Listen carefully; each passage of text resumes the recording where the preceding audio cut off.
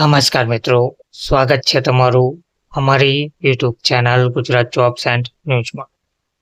મિત્રો, લાખો કરોડો સરકારી કર્મચારીઓ તથા પેન્શનરો માટે પગાર વધારાને લઈને મહત્વની અપડેટ સામે આવી છે.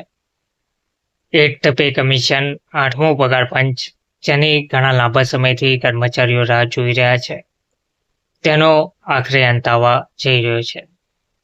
પગારમાં કેટલો વધારો થશે? તો પગારમાં 19% વધારો કરવામાં આવશે તેવું માહિતી મળી રહી છે. કેન્દ્ર સરકારના અને ત્યાર પછી રાજ્ય સરકારના લાખો કરોડો કર્મચારીઓ પેન્શનરો માટે 19% સુધીનો પગાર વધારો મળવાની શક્યતા જોવા મળી રહી છે. વિગતવાર જોઈએ તો 2026માં 8મા પગાર પંચના અમલ પછી સરકારી કર્મચારીઓને દર મહિને 14,000 થી 19,000 રૂપિયા સુધીનો પગારમાં વધારાનો લાભ જોવા મળી શકે છે. આ વધારો કર્મચારીઓના વર્તમાન સરેરાશ માસિક પગાર કરવેરા પહેલા રૂપિયા 1 લાખની સરખામણીએ 14% થી 19% વધુ હશે.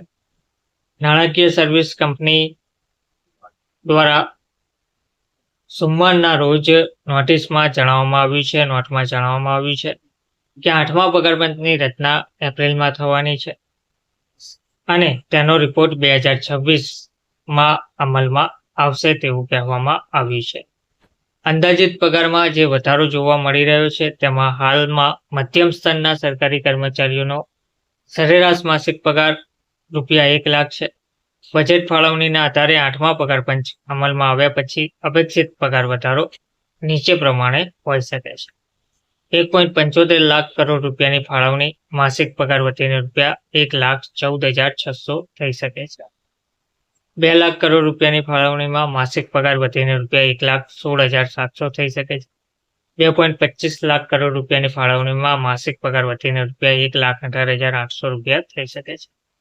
પગાર વધારો ક્યારે અમલમાં આવશે? તો 8મા પગાર પંચની પેનલની રચના અંગે હજુ કોઈ સત્તાવાર જાહેરાત કરવામાં આવી નથી, પરંતુ રિપોર્ટો અને એક્સપર્ટના મત મુજબ સરકાર સંભવિત એપ્રિલ 2025માં પેનલની રચના કરશે, જેની ભલામણો 2026માં અમલમાં આવી શકે છે. ધન્યવાદ.